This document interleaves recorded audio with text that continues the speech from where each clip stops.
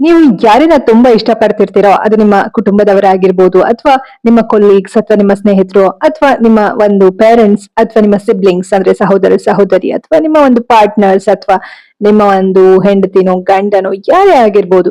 So ಅವ್ರ ಜೊತೆ ನಿಮ್ಮ ಒಂದು ಅನಿಸಿಕೆ ಅಭಿಪ್ರಾಯಗಳನ್ನ ವ್ಯಕ್ತಪಡಿಸ್ತಾ ಇರ್ತೀರಿ ಅಂತ ಇಮ್ಯಾಜಿನ್ ಮಾಡ್ಕೊಳ್ಳಿ.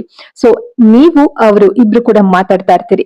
ಅವರು ಅವರ ಒಂದು ಅನಿಸಿಕೆಗಳನ್ನ ವ್ಯಕ್ತಪಡಿಸ್ತಾ ಇರ್ತಾರೆ, ನೀವು ನಿಮ್ಮ ಅನಿಸಿಕೆಗಳನ್ನ ವ್ಯಕ್ತಪಡಿಸ್ತೀರಿ. ಆಗ ಅವರ ಅನಿಸಿಕೆಗಳನ್ನ ನೀವು ಆರಾಮಾಗಿ ಕೇಳ್ತಾ ಹೋಗ್ತೀರಿ, ಹೌದಾ ಸರಿ ಅಂತ.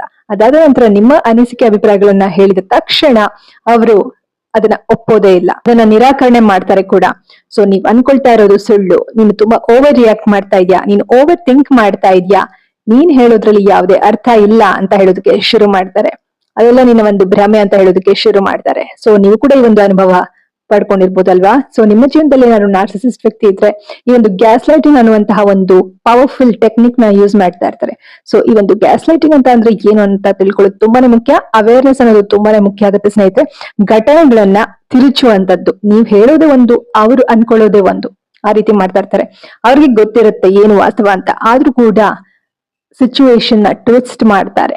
ಸೊ ನೀವು ಕೂಡ ಈ ಒಂದು ಸಿಚುವೇಶನ್ ನ ಏನಾದ್ರೂ ಫೇಸ್ ಮಾಡಿದಿರಾ? ಕಾಮೆಂಟ್ ಮೂಲಕ ತಿಳಿಸಿ.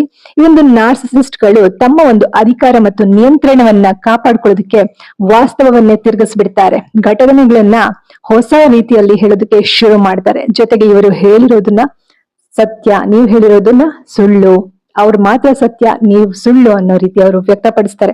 ಓಕೆನಾ? ಈ ಒಂದು ಗ್ಯಾಸ್ ಲೈಟಿಂಗ್ ಯಾವ ರೀತಿ ನಿಮ್ಗೆ ಎಫೆಕ್ಟ್ ಆಗುತ್ತೆ ಅನ್ನೋದನ್ನ ನೀವು ತಿಳ್ಕೊಳ್ಬೇಕು ಅಂತಂದ್ರೆ, ಜೊತೆಗೆ signs you are being gas lighted ಅಂದ್ರೆ ನೀವು ಕೂಡ ಈ ಒಂದು ಗ್ಯಾಸ್ ಲೈಟಿಂಗ್ ಗೆ ಒಳಗಾಗಿದ್ದೀರಾ ಅಂತ ಅನ್ನೋದಕ್ಕೆ ಕೆಲವೊಂದು ಗುಣಲಕ್ಷಣಗಳು, ಕೆಲವೊಂದು ಸೈನ್ಸ್ ಗಳಿರುತ್ತೆ. ಅದನ್ನೆಲ್ಲವನ್ನು ಕೂಡ ತಿಳ್ಕೊಳ್ಬೇಕು ಅಂತಂದ್ರೆ positive vibes Karnataka YouTube channel ನ ತಪ್ಪದೆ ಚೆಕ್ ಮಾಡಿ. ಓಕೆನಾ? ಹೀಲಿಂಗ್ ಮಾಡ್ಕೊಳ್ಳೋದಕ್ಕೆ ಅವೇರ್ನೆಸ್ ಅನ್ನೋದು ತುಂಬಾನೇ ಮುಖ್ಯ ಸ್ನೇಹಿತರೆ. ಸೊ ಚೇತರಿಕೆ ಮಾಡ್ಕೊಳ್ಬೇಕು ಅಂತಂದ್ರೆ ಅರಿವು ಅನ್ನೋದು ಮೊದಲ ಹೆಜ್ಜೆ ಆಗಿರುತ್ತೆ. ಎಲ್ಲರಿಗೂ ಶುಭವಾಗಲಿ. ಧನ್ಯವಾದಗಳು.